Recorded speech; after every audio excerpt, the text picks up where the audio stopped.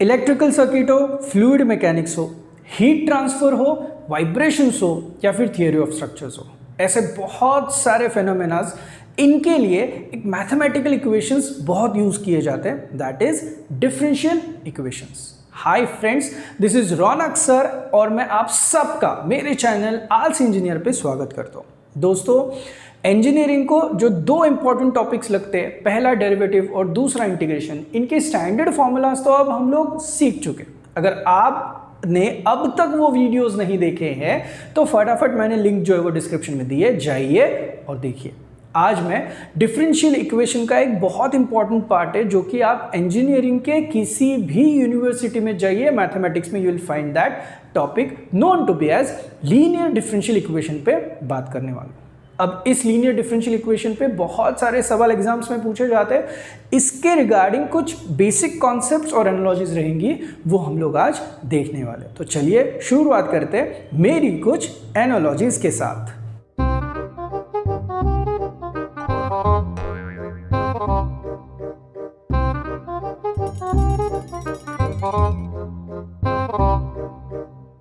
शुरुआत करते हैं नाम के साथ, लीनियर डिफरेंशियल इक्वेशन। दोस्तों, आपने ये लीनियर वर्ड को फिलहाल बाजू में रखते हैं, ये जो डिफरेंशियल है इसका कुछ मतलब आपको बताया। What do you mean by differential? किसके जैसे लग रहा है? डिफरेंशिएशन जैसे, मतलब डेरिवेटिव जैसे। दोस्तों, जहां पे भी आपको डी बाई डी एक्स की टर्म दिखेगी वहां पे हम लोग बोलते हैं क्या है? डेरिवेटिव है या फिर डिफरेंशिएशन है। ऐसी इक्वेशन, देखो वर्ड है यहाँ पे इक्वेशन, ऐसी इक्वेशन जहां पे डेरिवेटिव इन्वॉल्व्ड रहेगा is known to be as differential equation. एकदम सिंपल डेफिनेशन है। So the equation where derivative is involved is known to be as differential equation. Linear का मतलब है आपके डेरिवेटिव का स्क्वायर नहीं होना चाहिए, जो वेरिएबल्स है उनका स्क्वायर नहीं होना चाहिए। ये कुछ ज्यादा इंपॉर्टेंट है नहीं, बट इंपॉर्टेंट है कि आपको क्या पता होना चाहिए? डिफरेंशियल इक्वेशन पता होना चाहिए। अब अगर मैं लीनियर डिफरेंशियल इक्वेशन के बारे में बात करूं तो हमें उस इक्वेशन के बारे में कुछ चीजें पता होनी चाहिए। जैसे कि मैं एक इक्वेशन लिख रहा हूं, आप मुझे बस सपोर्ट कीजिएगा कि आपको क्या लगता है। I am just writing one equation,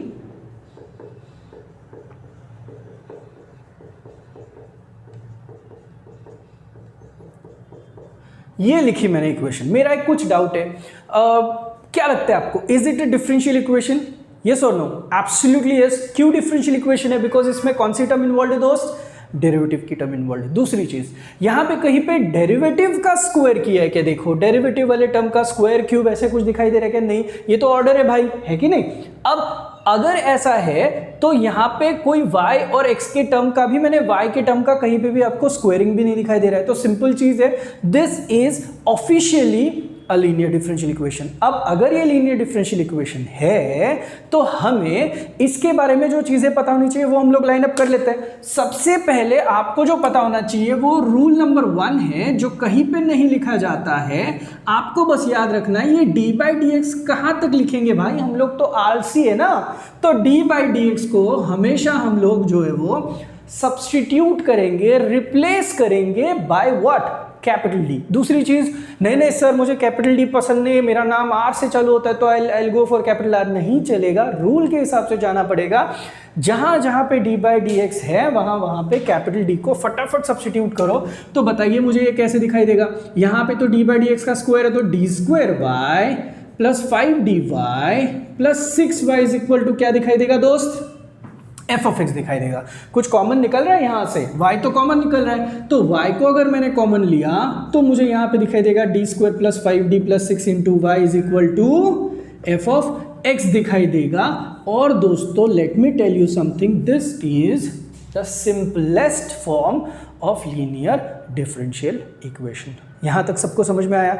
अगर यहां तक समझ में आया तो let me tell you something, मुझे अब इसका सोल्यूशन निकालना है। आपको बताओ एग्जाम में कैसे क्वेश्चंस आते हैं। एग्जाम में पूछा जाता है सॉल्व। अब सॉल्व का मतलब है आपको इसका सोल्यूशन निकालना है। अब फिलहाल तो इसको देख के मेरे पास मुझे लगता है कि क्या क्या चीजें हैं जो कि मुझे एज इन सोल्यूशन निकालनी पड़ेगी। एक तो देखो डी, या फिर y, या फिर x, या फिर एफ ऑफ एक्स। इन चारों में से मुझे सोल्यूशन किसी ना किसी का तो निकालना है। तो what do you think, linear differential equation का सोल्यूशन निकालना मतलब आपका अल्टीमेट गोल, अल्टीमेट एम क्या होना चाहिए? डी को फाइंड करोगे, y को फाइंड करना है, x को फाइंड करना है या फिर f ऑफ x को फाइंड करना है। तो let me tell you something, यहाँ पे जब भी कभी आपको लीनियर डिफरेंशियल इक्वेशन का सोल्यूशन निकालने के लिए बोला जाए तो आपको कंपल्सरी फाइनल एम दिमाग में रखना है, what you have to find is y को फाइंड करना है, तब जाके आपका सम समाप्त होगा और आपको फुल मार्क्स मिलेंगे। अब मुझे बताइए y को अगर फाइंड आउट करना है तो मुझे y के बारे में पता होना चाहिए। अब ये y जो है थोड़ा सा अकड़ू है क्योंकि y खुद जो है वो दो लोगों से बना हुआ है, एक का नाम है yc और दूसरे का नाम है yp। अब देखो ये तो बहुत ही यहाँ पे दो चीज़ें करना मतलब हम लोगों के लिए डिफिकल्ट टास्क है। अब ये इसका एक्चुअल नाम मैं बताता हूँ, yc stands for complementary function, yp stands for particular integral.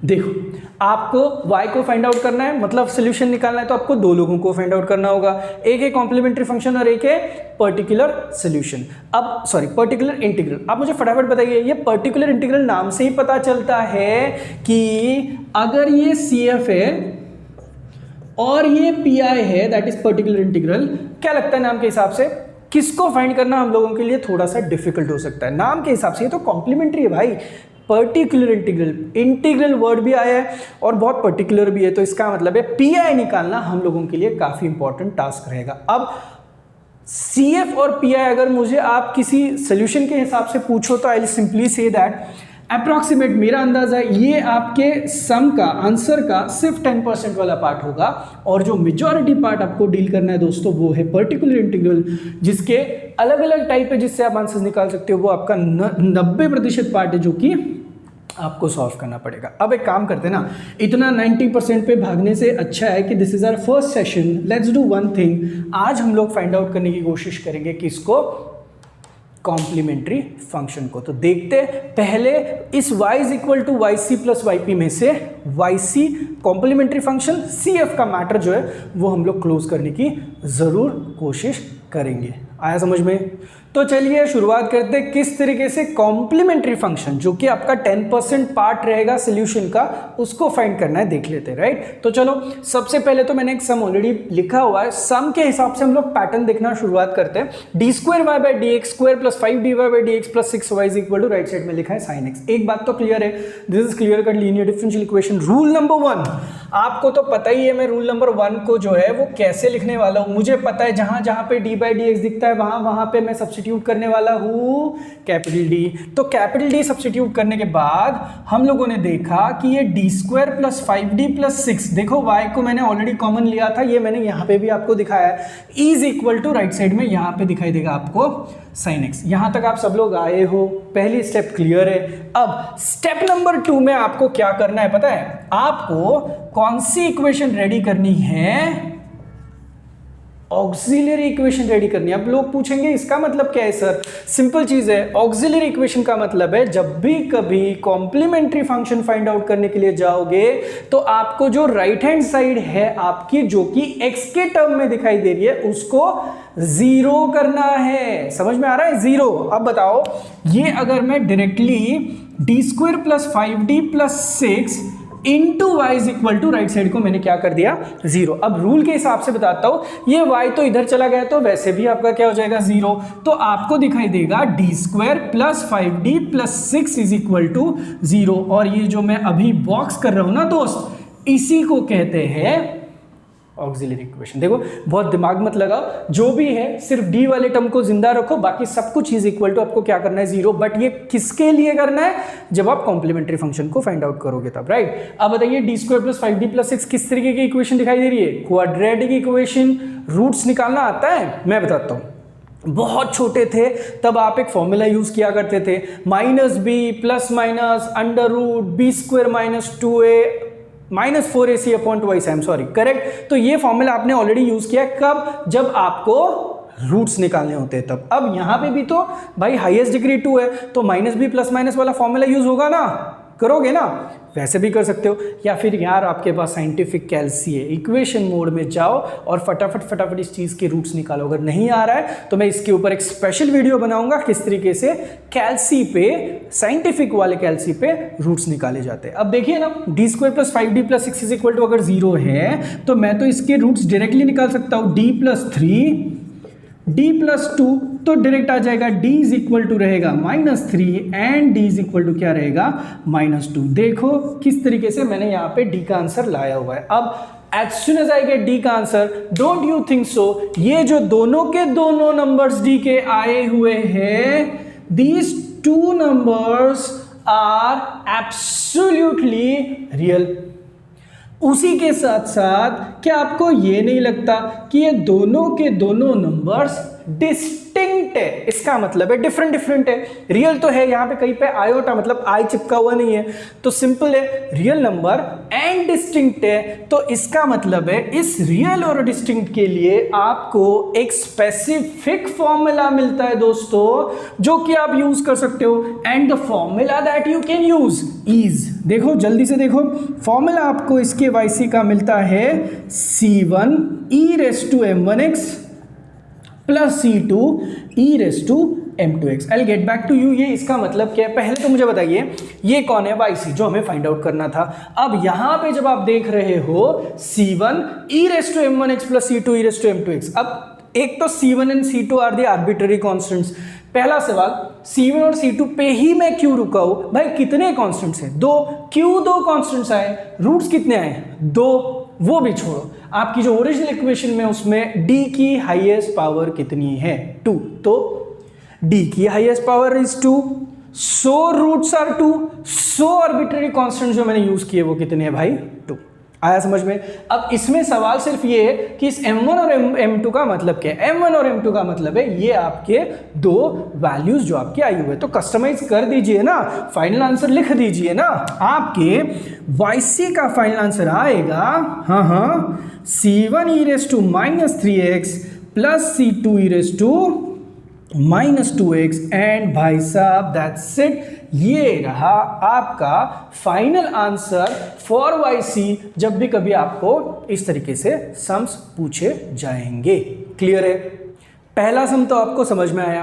अब जाते हैं दूसरे सम के लिए। भाई स्टेप्स तो वही रहने वाले, तो पहले स्टेप के हिसाब से मुझे पता है जहां जहां पे d/dx दिखता है मैं तो वहां पे कैपिटल D सब्स्टिट्यूट करने वाला हूं, तो मुझे मिलेगा d² - 6d + 9 into y is equal to मिल जाएगा मेरे दोस्त x²। Now if I get this, मुझे पता है इसके बाद मुझे लाना है, क्या लानी है? ऑक्सिलरी इक्वेशन ना। हेल्प करोगे ना? ऑक्सिलरी इक्वेशन के हिसाब से अगर मैं जाऊं, I just show it to you. Auxiliary equation के हिसाब से अगर मैं जाऊं तो मुझे ऑक्सिलरी इक्वेशन क्या बताती है कि भाई साहब सिर्फ और सिर्फ d की टर्म्स को जिंदा रखो, मतलब d² - 6d + 9 को जिंदा रखो। ये y भी नहीं दिखना चाहिए और राइट साइड की टर्म भी नहीं दिखनी चाहिए। तो ये देखो, this was my auxiliary equation. As soon as I get this as my auxiliary equation, don't you think so ये तो आपका कंप्लीटिंग स्क्वायर वाला फॉर्मूला दिखाई दे रहा है। थोड़ा सा दिमाग लगाओगे और वैसे भी कैल्सी पे भी आप ये चीजें निकाल सकते हो दोस्तों, तो ये तो आपका d-3 ब्रैकेट स्क्वायर दिखाई देगा। इसका मतलब है आपकी d की वैल्यू दिखाई देगी d-3 मतलब d इज इक्वल टू क्या दिखाई देगा? 3 और 3 दिखाई देगा। अब will you please help me, अगर आपको d3 दिखाई दे रहा है तो आपके इस रूट्स का नेचर, d की वैल्यूज का नेचर किस तरीके से? Can I say that both the numbers are real? True. उसी के साथ साथ रियल हो के भी ये दोनों के दोनों नंबर किस तरीके से आए? सेम या फिर रिपीटेड नंबर्स आए। तो इन दैट केस जैसे रियल और डिस्टिंक्ट के लिए आपको एक बढ़िया सा फॉर्मूला ऑलरेडी बोला गया था, वैसे ही रियल और रिपीटेड के लिए आपको एक बढ़िया सा फॉर्मूला बताया जाएगा। YC is equal to, just have a look at it, C1x plus C2 और लिखा है e⁻mx। First thing to be noted down is d की हाईएस्ट पावर, याद आया? 2। d के रूट्स मतलब वैल्यूज कितनी? 2, मतलब यहां पे भी 2, तो आर्बिट्ररी कॉन्स्टेंट्स भी कितने हैं? 2। और एक बात, ब्रैकेट है दोस्तों, यहाँ पे एक और चीज़ आप कर सकते हो अगर आपको चाहिए, देखो C1 और C2 दोनों आर्बिट्ररी कांस्टेंट है, तो आप ये x वाली चीज़ C1 को लगाओ या फिर C2 को लगाओ, that absolutely does not matter. Now अगर मैंने ये रेडी किया है तो मुझे कस्टमाइज करना है दोस्त, फाइनल आंसर्स के लिए कस्टमाइज तो कर ही सकता हूँ। YC इज इक्वल टू मैंने C1x प्लस C2 को एज इट इज रखना है, ई टू द पावर मुझे यहाँ पे m की जगह पे सिर्फ 3 लिखना पड़ेगा, एंड मेरे दोस्त ये रहा मेरा फाइनल आंसर। समझ में आया? तो देखो नंबर 1 के सम में मैंने रियल एंड डिस्टिंक्ट रूट आ रहे थे, अब रूट नहीं समझ में आ रहा तो डी की वैल्यूज, रियल और डिस्टिंक्ट अगर डी की वैल्यूज आ रही है, रियल एंड डिफरेंट अगर डी की वैल्यू आ रही है, मैं वापस बोल रहा हूं, तो आपका YC का फॉर्मेट रेडीमेड आपको मिलेगा C1 e raised to m1x plus C2 e raised to m2x, जहां पे आपको कस्टमाइज करके m1 और m2 की वैल्यू पुटअप करनी है। सिमिलरली नंबर 2 के सम में हम लोगों ने देखा जब आपके रूट्स रियल एंड रिपीटेड रहते हैं, रियल एंड सेम रहेंगे, तब आपका YC का फॉर्मूला फिक्स रहेगा C1x plus C2 e raised to mx, और ये रहेगा आपका YC का आंसर, जिसमें आपको m की वैल्यू कस्टमाइज करनी पड़ेगी। अब आप बोलोगे क्या सर इत्तू से के लिए आपको इतनी सारी चीजें करनी पड़ रही, कुछ मत करो। Can you please do one thing, आपको सिर्फ रेड कलर और ग्रीन कलर को याद रखना है, ब्लैक और आप ब्लू कलर को छोड़ ही दो, राइट? क्या पता चलेगा, रियल एंड डिस्टिंक्ट रूट रहेंगे तो आपके YC का स्टैंडर्ड फॉर्मूला पता चला, रियल एंड रिपीटेड रूट रहेंगे तो आपको YC का स्टैंडर्ड फॉर्मूला पता चला। तो बेसिक 2 चीजें भी आपको पता चली तो भी चलेगा। अब इसके बाद मैं आऊंगा तीसरे और चौथे सम के लिए, फिर हम लोग सबको कुल मिला के हमें कॉन्सेप्ट समझिए कि नहीं वो देखेंगे। पहले 2 सम्स तो हम लोग ऑलरेडी देख चुके हैं, मैंने ब्रीफ में उसके ऊपर जो इन्फॉर्मेशन हमें मिली थी वो मैंने लिख दी है। अब जाते थर्ड सम के लिए। देखिए थर्ड सम क्या है, d2y/dx² plus 2dy/dx plus 5y is equal to log x। Rule के हिसाब से जाऊंगा दोस्त, d/dx की जगह पे कैपिटल D, अब आपको वापस बताने की जरूरत नहीं है मुझे, तो this will be d² plus 2d plus 5 into y is equal to हो जाएगा log x। उसके बाद की नेक्स्ट स्टेप क्या थी, ऑक्सिलरी इक्वेशन बनानी है, मतलब राइट साइड को गायब करो, y को उधर भेज दो, मतलब इज इक्वल टू 0 हो जाएगा, तो आपको मिलेगा d² plus 2d plus 5 is officially equal to 0। देखो ऑक्सिलरी इक्वेशन आ गई, अब आपको वापस d के रूट्स निकालने होंगे, तो -b plus minus √b² minus 4ac upon 2ic वाला फॉर्मेट एक तो यूज करो, या फिर डायरेक्टली कैलसी पे आंसर्स निकालो। कैलसी पे अगर आप आंसर्स निकालोगे तो इसके रूट्स कुछ इस तरीके से आएंगे। तो मैं आपको डायरेक्टली डी की वैल्यूज बताता हूँ, -1 प्लस माइनस कुछ इस तरीके से आपके रूट्स आएंगे। तो मुझे बताइए रूट फाइंड करने के बाद मुझे मिला ये -1 प्लस -2 है। व्हाट डू यू थिंक, इसको देख के आपको क्या चीजें समझ में आ रही है? नंबर 1, ये अब जैसे पहले 2 सम्स में रियल वैल्यूज दिखाई दे रही थी डी के, यहाँ पे मुझे रियल के साथ साथ इमेजिनरी भी पार्ट दिखाई दे रहा है। इसका क्लियर मतलब है दोस्तों कि जो रूट्स अभी आए हैं वो real as well as imaginary का मतलब होता है कॉम्प्लेक्स है, तो रूट्स आर कॉम्प्लेक्स। अब आप मुझे बताइए रियल डिस्टिंक्ट के लिए जैसे स्टैंडर्ड फॉर्मूला है, रियल रिपीटेड के लिए जैसे स्टैंडर्ड फॉर्मूला, वैसे ही आपको स्टैंडर्ड फॉर्मूला रहेगा कॉम्प्लेक्स के लिए, and the format is YC is equal to, चलो ठीक से देखो, YC is equal to e to the power alpha x। देखो बहुत इंटरेस्टिंग है, e to the power alpha x C1 cos of beta x plus C2 sine of beta x. अब देखो बहुत कॉम्प्लिकेटेड लग रहा है, ये जो फॉर्मूला है वो कॉम्प्लेक्स लग रहा है, तो जब रूट्स कॉम्प्लेक्स रहेंगे तो फॉर्मूला भी कॉम्प्लेक्स रहेगा, याद रखना है ऐसे। अब इसमें आपको बहुत सारे वेरिएबल्स दिखाई देंगे, मतलब अलग अलग टर्म्स दिखाई देंगे। C1 C2 as I said arbitrary constant, एक प्लस वाला वर्जन एक माइनस वाला वर्जन है, 2 रूट्स है और डी के हाईएस्ट पावर भी 2 है, नंबर 1। दूसरा पॉइंट जो क्लियर करेंगे वो कि सर यहाँ पे अल्फा और बीटा दिखाई दे रहे हैं जो हमें पता ही नहीं है, तो अल्फा और बीटा है कौन? देखो यहाँ पे इस फॉर्मेट को आप अल्फा प्लस माइनस बीटा आई के हिसाब से दिमाग में रख सकते हो, तो जो अल्फा अंकल दिखेंगे वो रहेगा रियल वाला पार्ट, -1 जो बीटा अंकल दिखेंगे वो रहेगा इमेजिनरी पार्ट, आई को और प्लस माइनस को छोड़ के जो भी नंबर रहेगा वो। अब एथिकली अगर मुझे जाना है तो मुझे सिर्फ कस्टमाइज करना है, how can I customize this?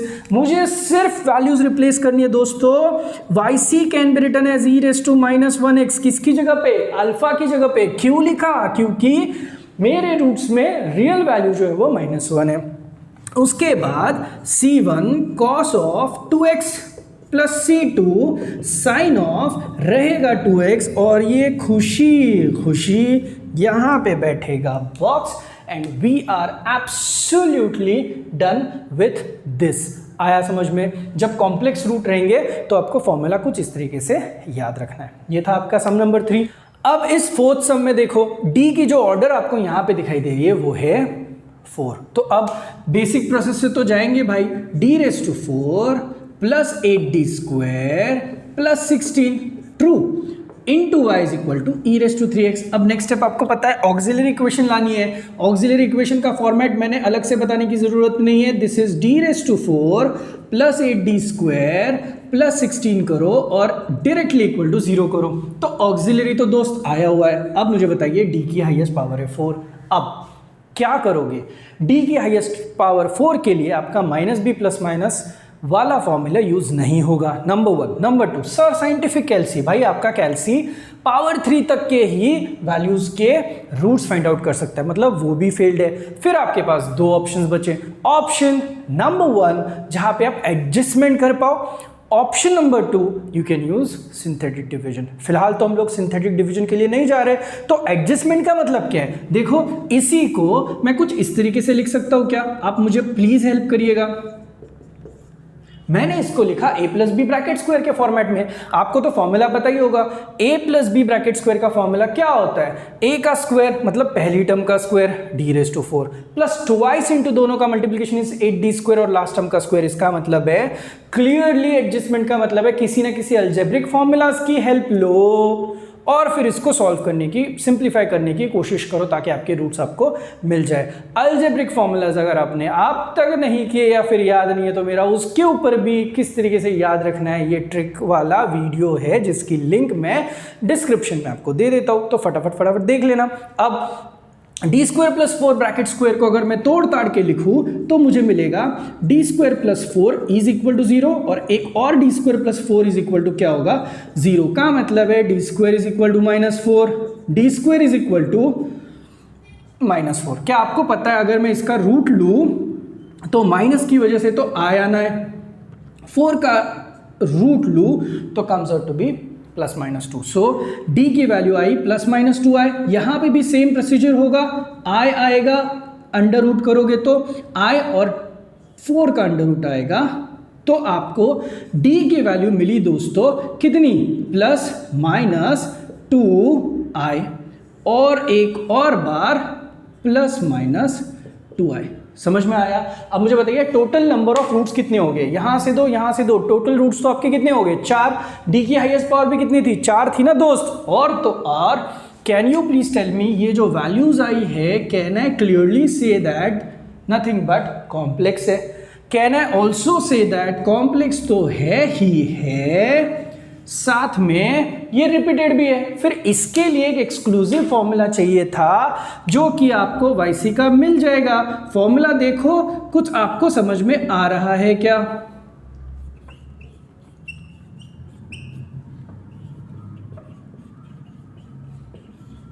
अरे ये तो आपने कहीं तो देखा है, कहां पे देखा है? देखो ना, आपका जब कॉम्प्लेक्स वाले रूट होते हैं तो आपको स्टैंडर्ड फॉर्मूला जो मिला है वो ऐसा ही है, e⁴ something cos bx plus something sin bx। अब मुझे बताइए इसमें और इसमें कुछ ना कुछ तो चेंज होने चाहिए। दूसरी चीज, 4 अगर रूट्स आए हैं तो आर्बिट्रेरी कॉन्स्टेंट्स भी कितने दिखने चाहिए?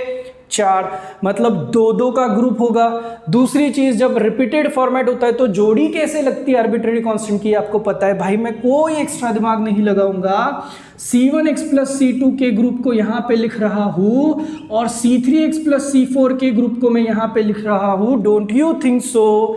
ये आपका कॉम्प्लेक्स का भी कंडीशन सेटिस्फाई करता है और रिपीटेड में किस तरीके से आर्बिट्रेरी कांस्टेंट्स लिखते हैं वो भी कंडीशन सेटिस्फाई करता है। नाउ अगर मैं इनको एकदम सही से बॉक्स करूं तो इसके बाद की स्टेप में आपको पता है कि आपको क्या करना है?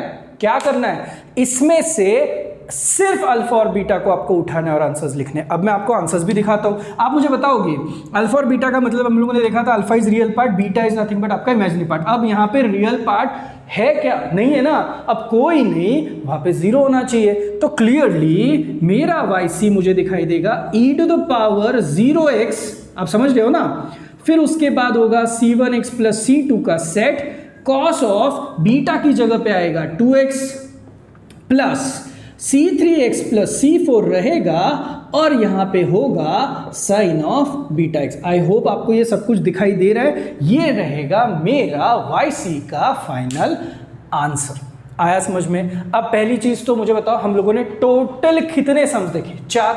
कितने टाइप्स देखे जो कि आपके रूट्स के हो सकते हैं? 4। तो लेट मी एश्योर समथिंग, ये जो YC प्लस YP है, इसमें YC फाइंड आउट करने के बाद उसके सिर्फ और सिर्फ 4 टाइप्स हो सकते हैं, जो कि ऑलरेडी आपके सामने बोर्ड पे है। There is no 5th type. Are you getting my point? अब आपको पहचानना कहां पे, एक तो रूट्स निकालना आना चाहिए, दूसरी चीज भाई कॉम्प्लेक्स है कि नहीं, कॉम्प्लेक्स में रिपीट हो रहा है कि नहीं, रियल या रियल रिपीटेड है या नहीं, या फिर रियल डिस्टिंक्ट है कि नहीं। बस इतनी चीजें अगर आपको पता चली तो आपको सब कुछ सही से आ जाएगा। अब जो भी आप स्क्रीन पे देख रहे हो, मेरी रिक्वेस्ट है आप सिर्फ और सिर्फ रेड कलर को और ग्रीन कलर को याद रखोगे तो आपका एक कॉम्बिनेशन ही क्लियरली बन जाएगा। दोस्तों आप किस तरीके से इन चीजों को वापस देखो, मैं आपको रीराइट करके दिखाता हूं। हम लोग क्या करेंगे, ब्लू ब्लैक का कॉम्बिनेशन जो है वो यूज करने की कोशिश करेंगे। नेचर ऑफ रूट्स मैं कुछ यहां पे कुछ टाइप्स लिखता हूं और अकॉर्डिंगली आप मुझे बता देना कि उनके आंसर्स क्या है। जैसे कि if I write nature of root में, देखो if I write nature of roots में रियल एंड डिस्टिंक्ट, तो आपका फॉर्मूला क्या होगा? तो आपका फॉर्मूला क्या होगा? आपका फॉर्मूला होगा standard formula which is, I will just right it, YC का डायरेक्ट फॉर्मूला लिख रहा हूं दोस्त, C1 e⁻m1x plus C2 e⁻m2x। Similarly दूसरा टाइप आपके पास कौन सा है? रियल और रिपीटेड। तो रियल रिपीटेड के लिए आपका फॉर्मूला का पैटर्न होना चाहिए था, याद है ना सबको, C1x प्लस C2 e⁻ हो जाएगा mx, करेक्ट। अब नंबर 3 के लिए सिर्फ और सिर्फ कॉम्प्लेक्स है ना मेरे दोस्त, तो कॉम्प्लेक्स के लिए आपको अल्फा और बीटा को पिक्चर में लाना पड़ेगा। e⁻α x C1 cos beta x plus C2 sin beta x।